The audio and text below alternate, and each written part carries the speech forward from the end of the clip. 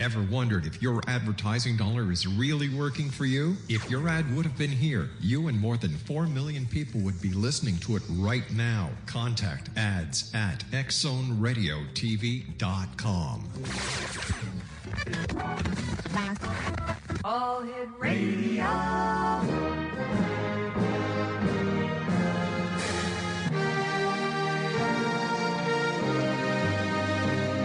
Welcome to the X Zone, a place where fact is fiction and fiction is reality.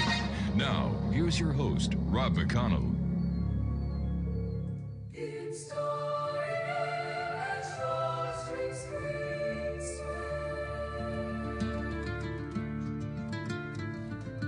In a world where shadows dance and dreams take flight through the veil of reality into the night, Rob McConnell leads the way, a beacon so bright. With over 35 years, he ignites the light. A voice from the north where whispers are bold, stories untold in the echoes of old. Fact meets fiction in this realm of delight, in the X Zone where dark turns to bright.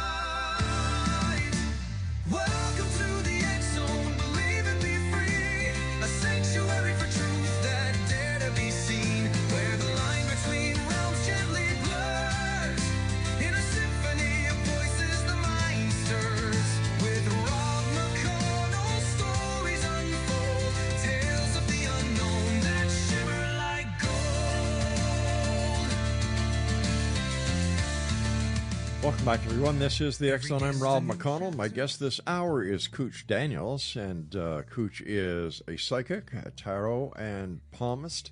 She is a crystal reader, astrologer, divination teacher, and oracle creator.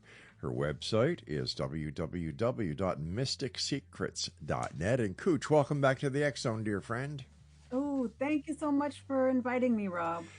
Kooch, for listeners who may not have had the opportunity of being with us the last time you were on with us, what first drew you into the world of mysticism and intuitive arts? My soul was there when I was a baby. I just had to follow my inner voice and the light, because if I didn't, I would not be happy. I was following my instinct, my passion, and I knew something that I wasn't supposed to know about where I was going. It's never a straightforward path. It's very yin yang, positive, negative, but I just kept putting one foot in front of the other. And if I would go off my path, the universe would kind of kick me into being back on track of following a psychic mystical journey. Now, Kooch, you've studied both Eastern and Western traditions. How did that shape your path? Ooh, Rob, I started reading palms and tarot cards in front of Ghirardelli Square. I know I've told you that before, when I was like 22, but my heart wanted to experience the true mysticism of palmistry, and I believed that I could find it in India. So I traveled to India to find a teacher to teach me the mystical aspects of palmistry. And I just fell in love with India and the gurus and the mysticism and the wisdom. And I didn't know what I was getting into at that point, but I was being pulled back to, I'm sure, what has to be past lives. And I've connected with very high spiritual, mystical, wise men and women from India. And I've just trusted that path because there is just so much deep wisdom attached to the teaching of Vedic astrology or Ayurveda. It's such an ancient, it's like 4,000, 5,000 year old science, because they consider it to be more a science than a mystical art. But it's just, once you get more involved with the wisdom and the teachings from Eastern traditions, it's really hard to be a Catholic, I was brought up as a strict Catholic, and I was in church every day of my life as a young child, because my parents put me in a Catholic school. So heaven forbid that I would ever talk bad about Catholicism or, the wisdom and the teachings of Jesus Christ. And it's being such a strong force right now by our political leaders in this country. We all have to be evangelist Christians pretty much, or heaven only knows we're going to be burned at the stake. But it's just a deep wisdom that touches on something that we don't touch on in Western philosophy very much. I'm sure some of the monks in monasteries do, but just the regular feeding of our beings that happens when we go to church, it's a totally different experience. I'm hooked on Eastern philosophy. What is it that with Eastern philosophy that draws so many people in?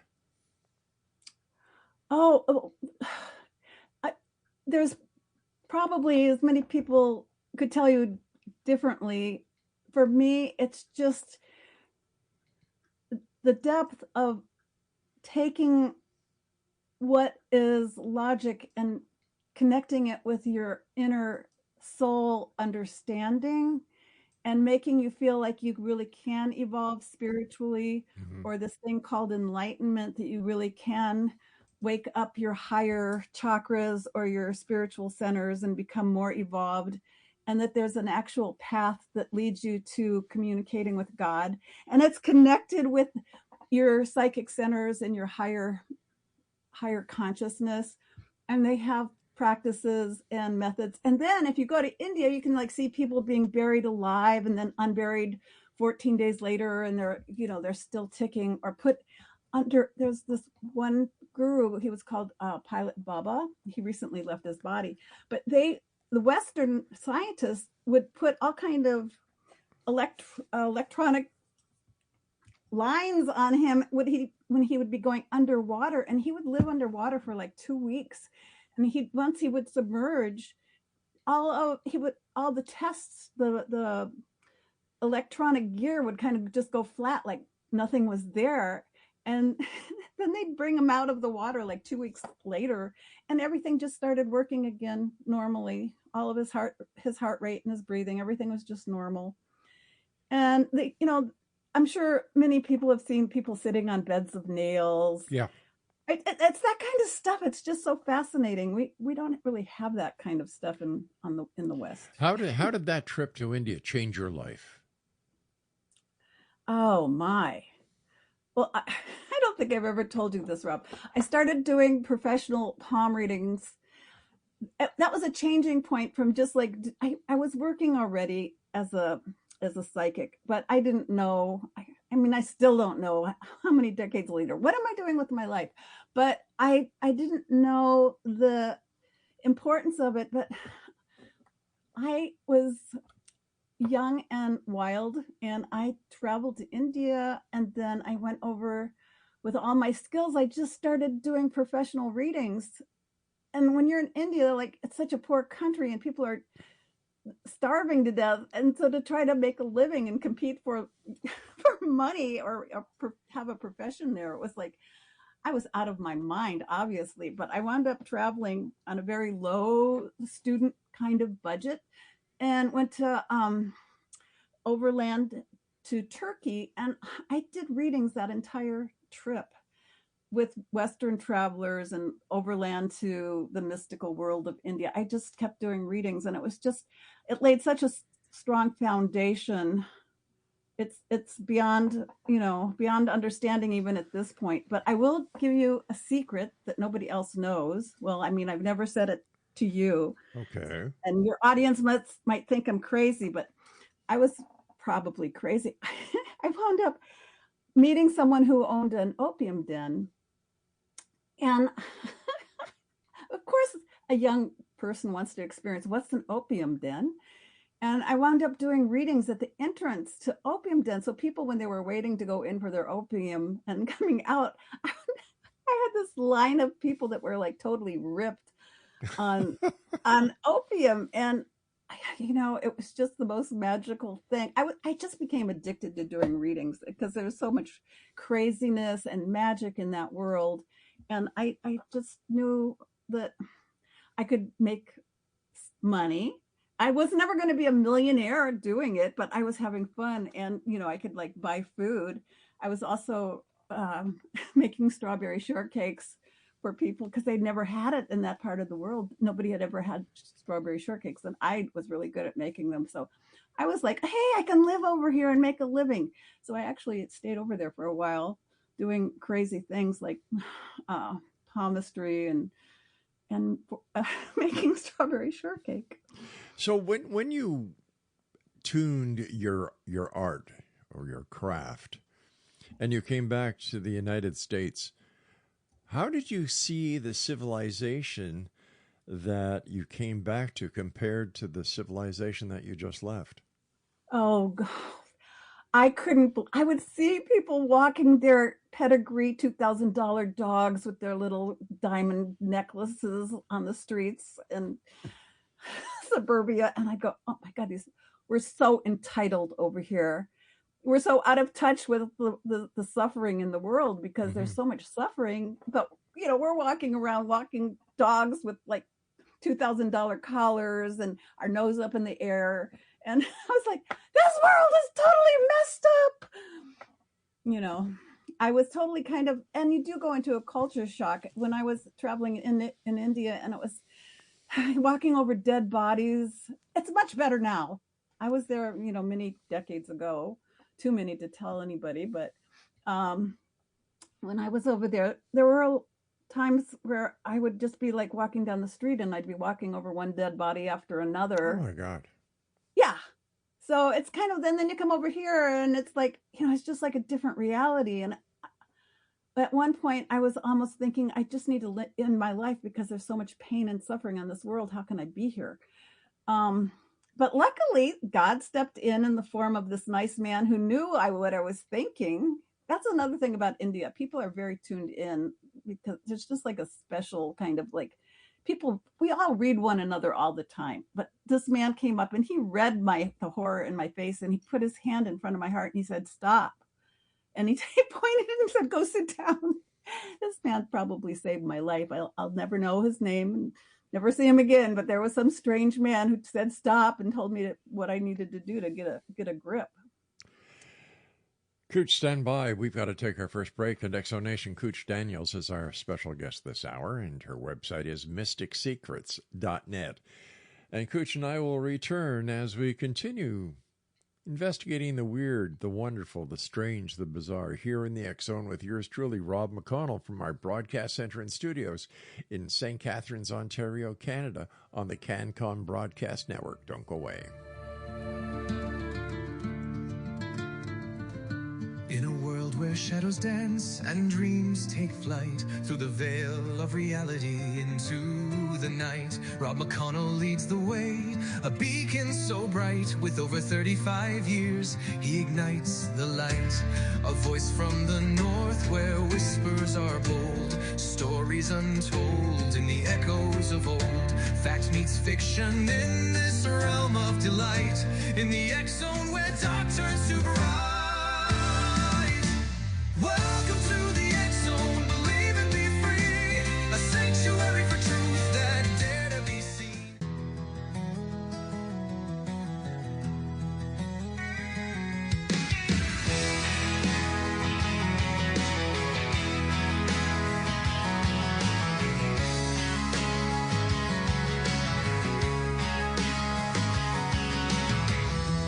Late night signals whisper through the sky, stories of the unknown drifting by,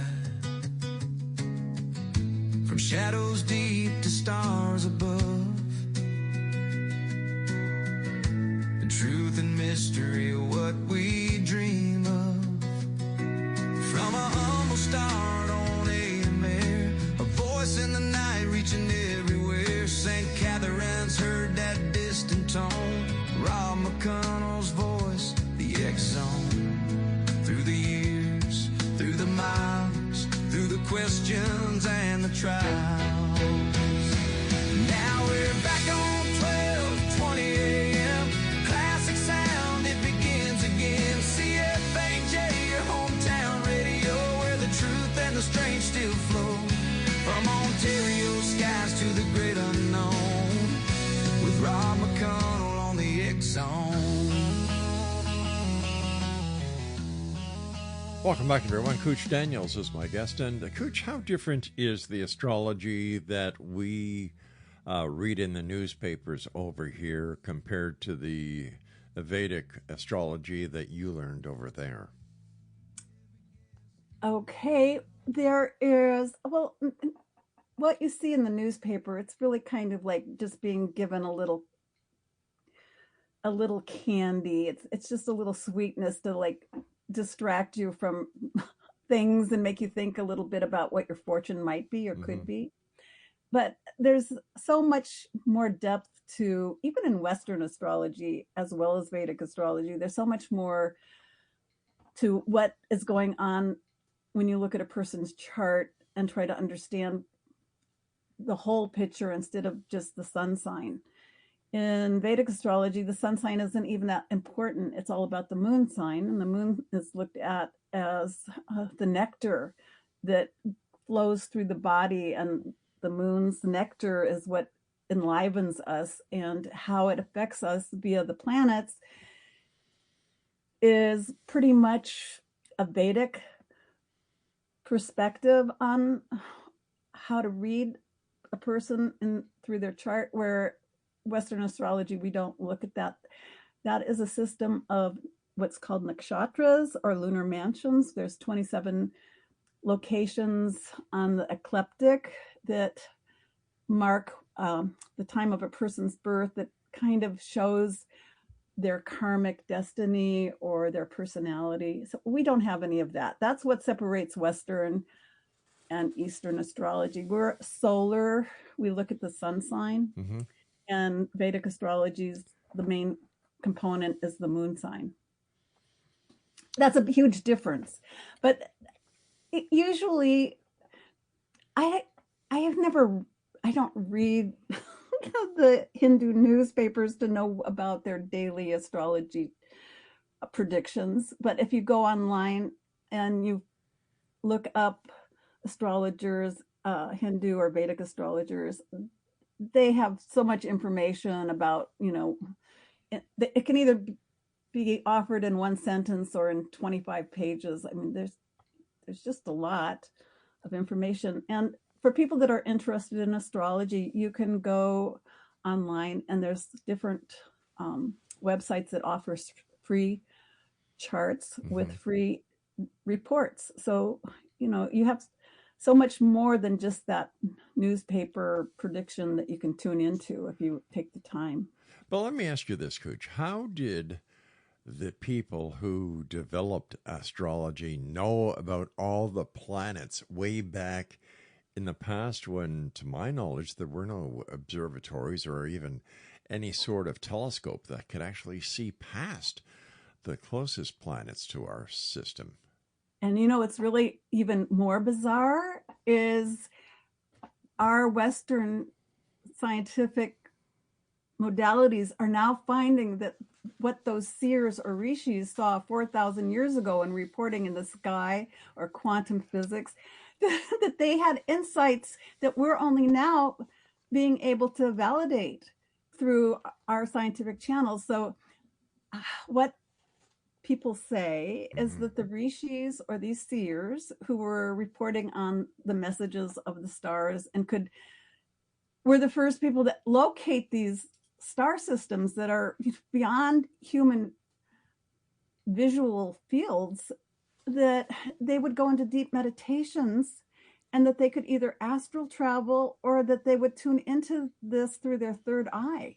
So that a lot of the knowledge was coming through channeling or meditating or astral traveling, leaving the body. And I can validate astral traveling. I learned to astral travel when I was like somewhere between 18 and 19 years old. I was reading a man called Lobsang Rama, and he has about 10 different books out, but his book on astral traveling gave such detailed information about how to astral travel that I, as a young, spunky, curious-minded person, opened up that book, and I astral traveled, Rob, into outer space. And it, I mean, these people, there are certain people that have been given information that have been handed down word of mouth for like thousands and thousands of years on how to connect with the stars and see things that we can't normally see with our regular vision. So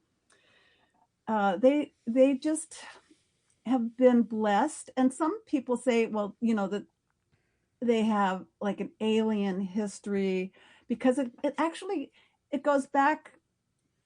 Vedic astrology and some of the traditions of India go back so far that people don't even know how far back they go. And there's different theories about how they came into being. But, we're talking about this information being handed down word of mouth for at least 4,000 years. One of my main gurus or teachers followed his lineage for 2,000 years of information being passed down word of mouth. And these are people living in caves in the Himalayas. And they still follow those traditions, and they're still teaching it.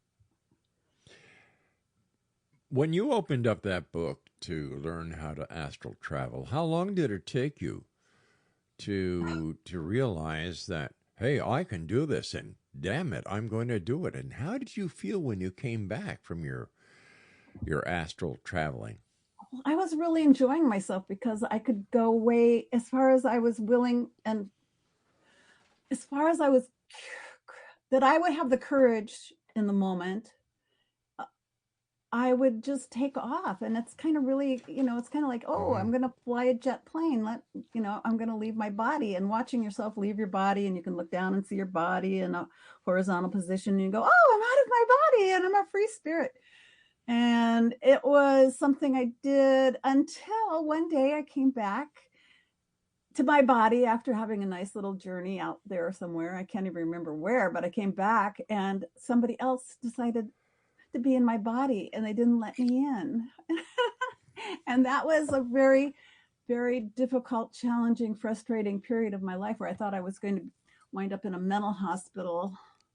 And I can only say things like, okay, I would walk around and try to tell people what was happening to me, and nobody could understand what I was talking about. My parents came to visit me because I was at college, and they were coming down for some parent-student celebration. And they both ran to the car after meeting me for like just a short amount of time, going, we're never going to come back again. Something's totally wrong with you.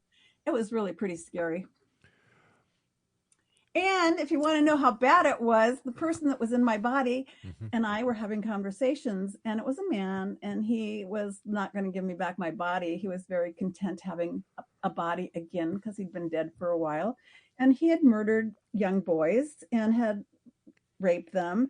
And I would hear these really gross, horrible, horrifying things. So for a young 19-year-old person to have to have that information kind of dumped on them by some disembodied spirit that happened to take over my body when I wasn't looking. So I could follow directions, but I didn't have enough common sense to read all of the directions, maybe, or not to understand the importance of protecting your body when you're out of your body. So where did you pick this guy up?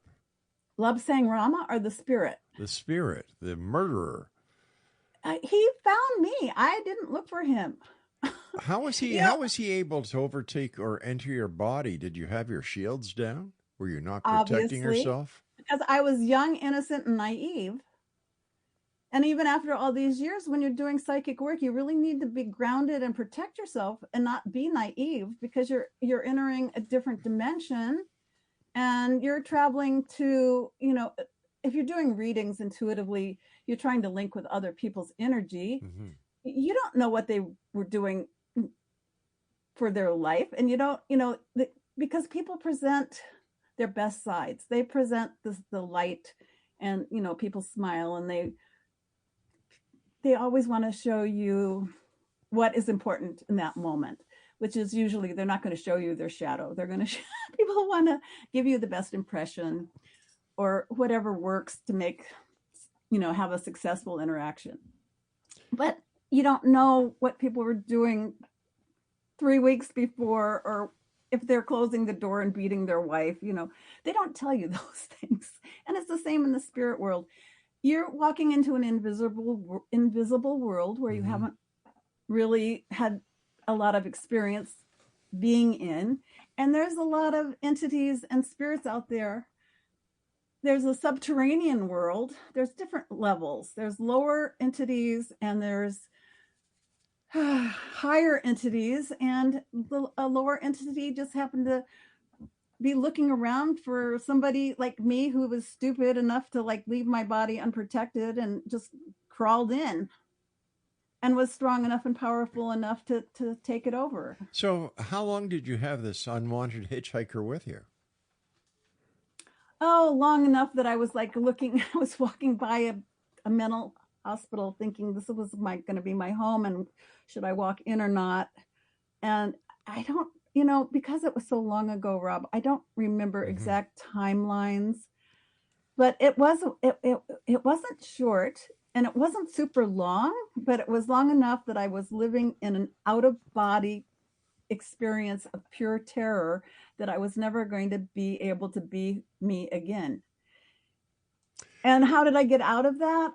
I was already in a psychic training group, because I really started this stuff when I was, even before I met other psychics, because I was interested in ghost busting and this kind of weird stuff, because that was kind of the stuff that attracted my attention or my interest.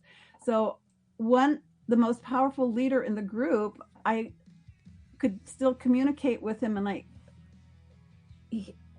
was crying because I still had emotional connections, and I could still cry in my body because I was fighting with this entity in my body. So think about talking to somebody who has dual personalities or multiple personalities, and that's how I would describe myself at that time. Kooch, we've got to take a break. Please stand by. Exo Nation. Kooch Daniels is our guest. Her website is mysticsecrets.net. This is the X Zone. I am Rob McConnell, and you're listening to us on the CanCom Broadcast Network. And we're being streamed by our good friends at Classic 1220 CFAJ AM here in St. Catharines, who stream us on classic1220.ca. McConnell's voice, the X Zone. Through the years, through the miles, through the questions and the trials. Now we're back on 1220 AM. Classic sound, it begins again. CFAJ, your hometown radio, where the truth.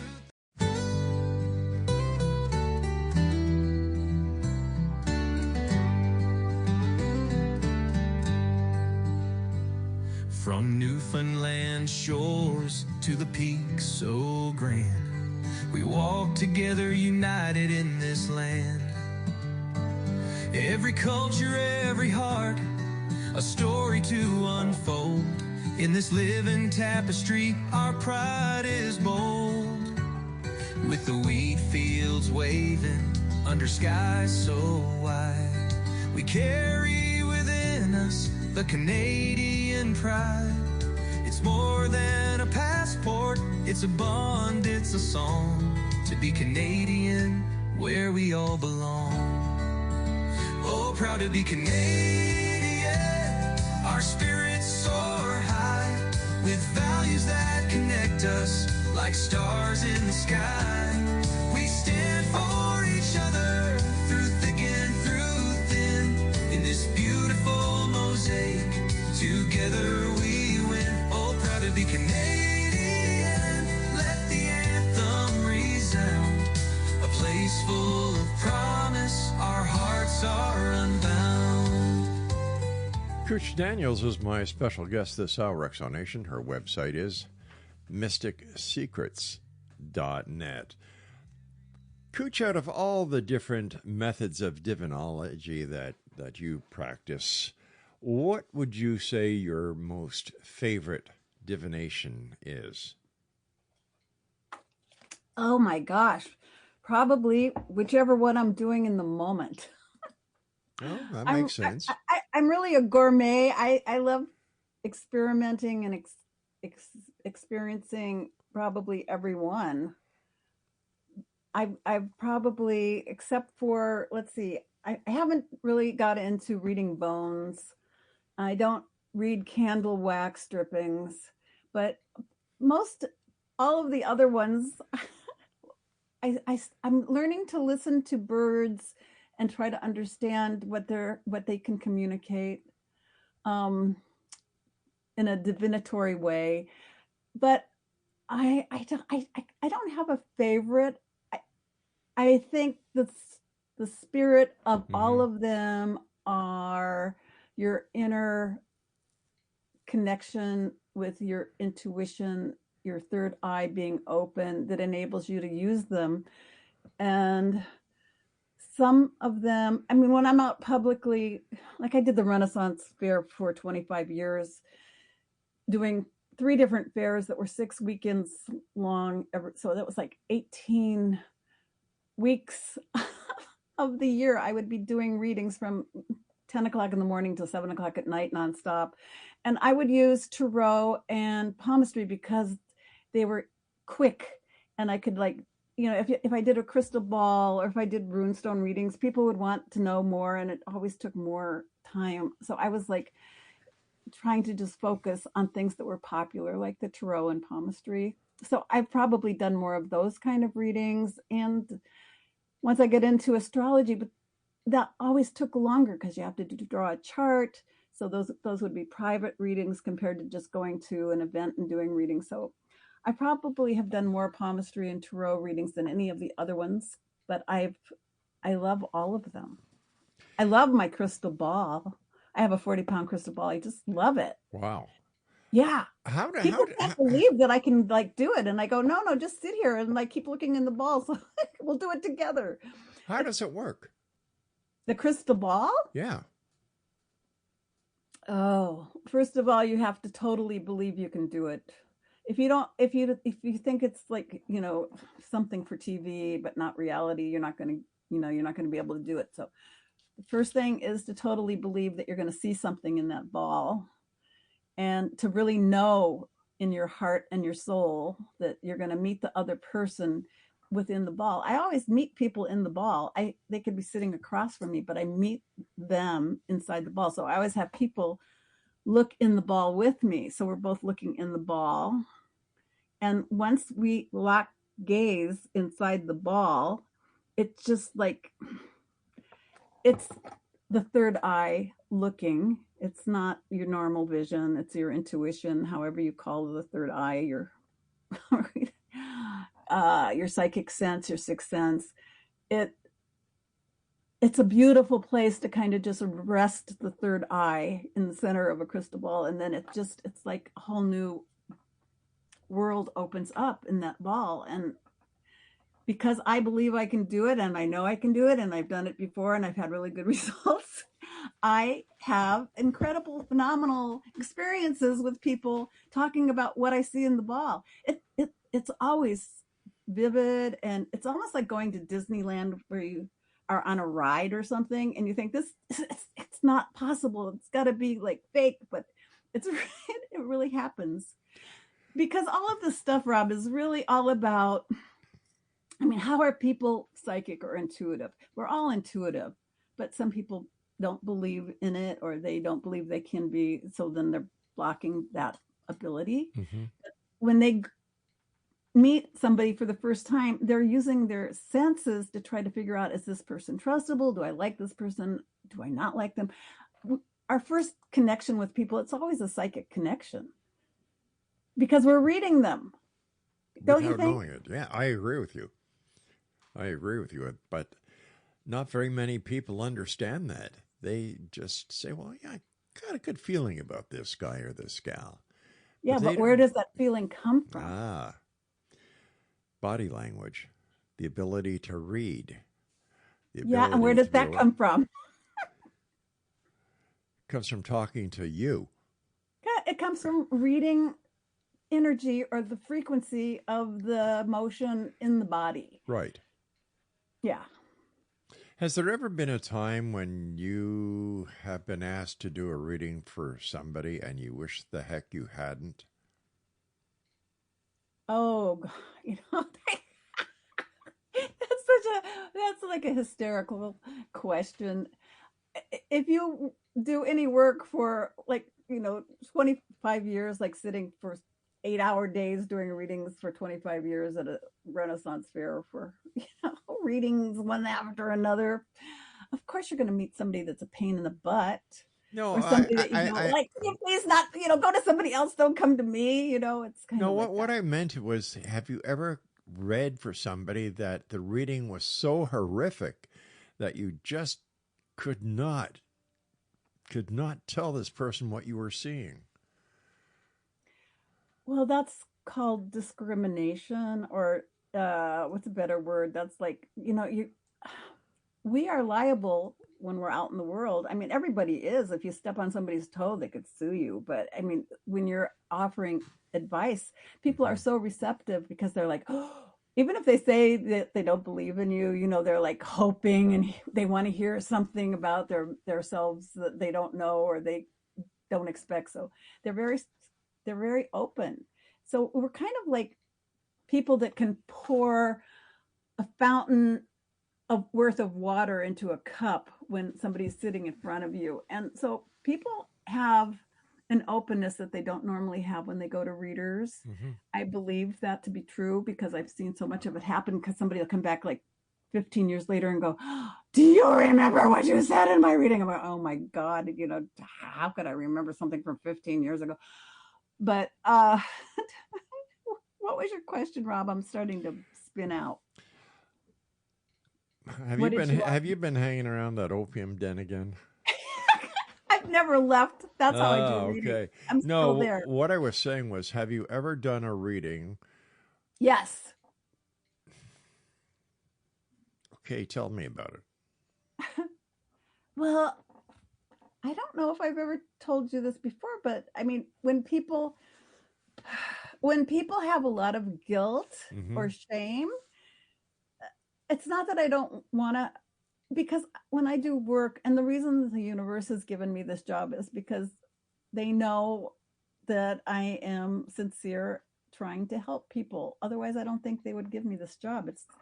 So my intention is to try to give people some kind of insight or healing to help them resolve an issue or help their life in some way. So if somebody comes to me and they unload it's kind of like a confessional. I should have been a priest, right? People come in, they unload their sins or their guilt. So some stuff is kind of hard to bear. I think sitting with a man and a woman and 2 kids, and they're all wanting to know about the man's future, and you're looking straight into the soul of this dude, and he's wanting out of the relationship. And then there's like the wife and the 2 beautiful children all there with him, and they're like smiling and hoping for the best, and you can like look in and you see this man, or I could see this man, like his whole thing was wanting out. And it's kind of horrifying, to be honest, because if your intent or my intention is to like heal or help, and yet to be totally frozen in that moment because I don't want to put something into the mix that makes everybody scream and cry and want to run and say, what a horrible person you are. How could you think that way? So, there's things that you have to be discreet. You can't just tell people, hey, I'm seeing your soul truth right now, and you're not happy. So I mean, there's always stuff that is totally bizarre. And I always say, if I ever, if I'm thinking I'm going to get an extra $20 or an extra $50 tip, it's usually because I tell a man to stop jerking around and not have an affair on his wife anymore. And they go, you can see that. And I go, yeah. And people always want to give me more money. Oh, Rob, you're getting all my nasty secrets tonight. Must be because it's almost the full moon. It's almost the full moon. That's the problem. Really? Does that really? Well, it's not a problem, but maybe you don't want to know all this dirt. I'm giving you my dirt. But does the full moon affect people? Absolutely. Does it affect the high tides in the ocean and the river currents? Sure. Are there more people going crazy and being dropped off at police stations or mental hospitals on the full moon? Of course. Oh, I thought that only happened in Washington. Oh, well, you know, it happens there, that's for sure. I mean, it happens everywhere, Rob. All right, Kooch, stand by. You and I have to take our final break. Exonation, Kooch Daniels is our guest. Her website is mysticsecrets.net. And we'll be back after this short break as we wrap up this hour here in the X Zone from our broadcast center and studios in St. Catharines, Ontario, Canada, on the CanCom Broadcast Network. Don't go away.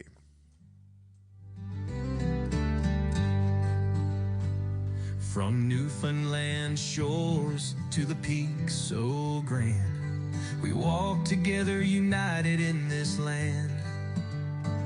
Every culture, every heart, a story to unfold. In this living tapestry, our pride is bold. With the wheat fields waving under skies so wide, we carry within us the Canadian pride. It's more than a passport, it's a bond, it's a song. To be Canadian, where we all belong. Oh, proud to be Canadian. Our spirits soar high with values that connect us like stars in the sky. We stand for each other through thick and through thin. In this beautiful mosaic, together we win. Oh, proud to be Canadian. Let the anthem resound. A place full of promise. Our hearts are unbound.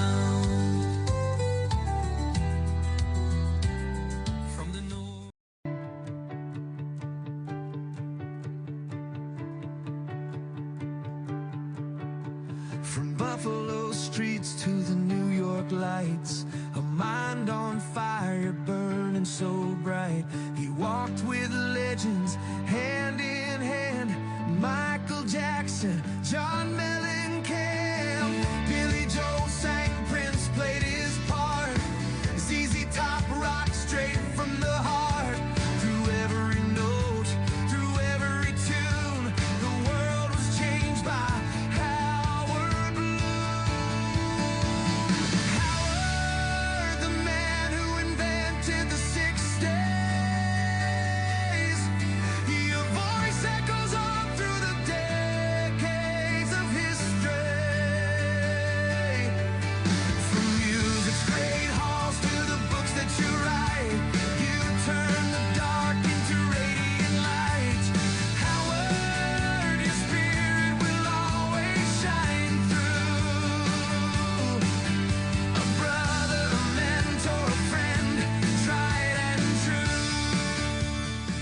Kooch Daniels is our guest this hour. MysticSecrets.net is her website. And Kooch, you speak about unlocking human potential. What holds most people back? Their belief system. If a person, I mean, I'm still trying to unlock my potential because I'm a firm believer in that enlightenment is part of the journey that all of us are here for. So it's like, what's my potential to unlock that path? I'm working on that. But I think they don't believe that it's possible, or, like being psychic isn't possible, or that they can't make $1 million. They feel like it's other people have that and they don't have it or something. So it's as we believe, so we create, which calls in the power of manifestation, because so many people are talking about manifestation. And, if you chant, I want to be happy, I'm going to be happy, every night before you go to bed, that you're going to wake up and you're going to feel more happy. And that's possible, especially if you believe that you're going to be more happy. Then, you're planting seeds and those seeds start sprouting. But it's not just what you're thinking and telling and talking about to yourself. It's the energy, the dynamic complex inner nature that is set almost like all those dials that you tune to be able to do this broadcast. There's so many dials and antennas and, you know, all the work that you have to do. We've done that internally. So if we aren't totally tuned in inwardly and dialing all those dials and making the difficulties that we face just kind of like fine tuning everything so that there's inner harmony, because what we are inside is what is the outcome of our belief system and our experiences. So everything has to kind of be fine tuned to be able to fulfill your potential or to manifest. Kooch, do you believe our lives are predestined, or do we create our own reality? I think it's kind of a mix. Okay. I know I would not have believed when I was signing up to go to college and trying to figure out who am I going to be when I grow up. I would never have believed I was going to be a palm reader. No, never, never, never, never. But the universe kept pushing me. Every time I go to the left, they would push me to the right so that I was always on the right path. And I think that was destiny. It was like I was born to live the life that I'm living. And I'm so thankful. But was it destiny? Or was it, you know, that I believed that the excitement and the positivity that I felt when I was doing readings was that the magic? I think it's a combo. How important is self-awareness when it comes to spiritual growth then? Well, if your eyes are closed, you can't see very much in front of you.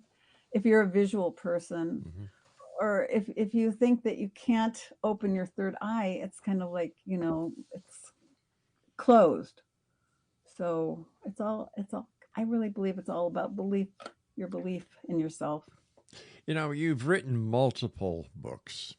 What inspires your writing? I got to a place where I just wanted, I was so thankful for the gifts I've been given. I mean, Rob, I could tell you so many stories. You don't have time to listen. Even if you had me on the radio for like every day for, you know, a year, I just still have more stories because it's, you know, my whole life has been all these incredible stories working in the psychic world. So it's because I wrote the books to give back the blessing that I felt I was given. I've been given so many beautiful opportunities that I would never, ever have been able to experience if I hadn't been doing the work that I'd been given. And to be able to to live as a psychic and to do the work and then to be rewarded with more opportunities to do more work. And some of the work is just so unbelievable that you're offered this kind of work by people and they believe in you. Like you asking me to be on your show for one example, but I wanted to give back. Yeah. And so I started writing, and I just kept writing, and the door opened and publishers wanted my work. And so most of the writing I did has been published by publishers, which gives you more credibility than if you're self-publishing, Sure. But self-publishing gives you more money than publishers. That's a long story. And now the last time I was writing, I just decided that was it for now. I need to take a rest. So I stopped writing for the last year, but I'm writing again because I miss writing and I love writing, and it's just another creative outlet. You know, in your book, Stars, Cards, and Stones, you connect multiple divination systems. Why is that important? I hadn't seen other people linking those three systems. And because I'd been working with them systematically, I could work with them, and it's kind of like grasp the importance of the symbols through archetypes, which took me to more psychological viewing of the stuff and trying to dive in to what are archetypes and seeing that archetypes tied them all together. So all these different mediums, they have different images and symbols that talk about things and create a connection with the subconscious where our psychic energy thrives. But they all are I mean, if I'm talking about a symbol that represents mother, everybody, it's universal. Everybody can understand the concept, or they have a connection with mother. We all have a connection with the umbilical cord. Nobody got here without mother. So that's the archetype energy. So I loved studying Jung when I was in school, and it was just a way of kind of like bringing things together. And I hadn't seen anybody else writing about it, so I jumped into comparing the three divinatory arts through the archetypes. How does your background in psychology influence your teachings, Kooch? Probably what I just said was one of the influences. I think I was just trying to be a therapist. That was, I was always, because my parents were really embarrassed that I would be doing readings and that I was running around talking about being an intuitive or being psychic or whatever I was saying. And I was shaming them. And so I wanted to try to be better. And I definitely feel a connection with the healing modalities. And I wanted to know more about the mind. So I connected with psychology and the world of psychology. And I was planted at a humanistic psychological program. And it was great fun, wonderful learning. And so I studied psychology. And that helped and have more respectability with the work going into like corporations and working with corporations, which I've done a lot of. Yeah. And just having the confidence to like, feel like, okay, I've got a background to be able to talk to people about stuff that's, affecting them psychologically. I worked in a mental hospital for 2 years in the locked ward. I paid my dues, Rob. Well, I'm not going to ask that question. Oh, you don't even want to go there. Okay. Let me ask you this then. What's your take on the growing public interest in the metaphysical and the paranormal? Because people are waking up more. And when I started all this stuff, I was really chased out of places for doing the work that now people are like, please do this work. We want this work. So there's a lot more acceptance because of people like myself that would run around like doing service to humanity by offering readings and helping people feel better about themselves. And I think there were other people. I wasn't the only psychic running around trying to, like heal people or make people feel better through looking at their tarot readings or their palm or whatever. So I think we did a lot more it probably started back before I was even born, but I was on the wave. I got on that wave. When I was able, I got on the wave of being a people helper and using divination as my means of doing it. And I think that it's just kind of like that wave has gotten bigger and bigger until it's really fashionable. Tarot cards are on clothing, and those clothes, I can't even afford those clothes. So it's like, what happened that I can't even afford to buy like a jacket with tarot cards on it? I'm a tarot reader, for God's sakes, because it's fashionable. It's high fashion.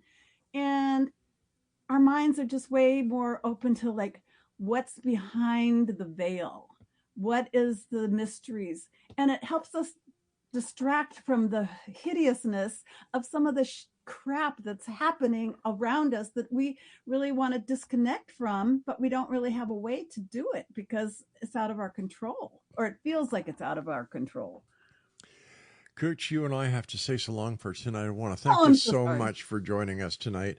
Take care of yourself, and as always, I look forward to the next time you meet us back here in the X Zone. So until then, stay out of trouble. Love you, Rob. Stay away from opium dens. I do.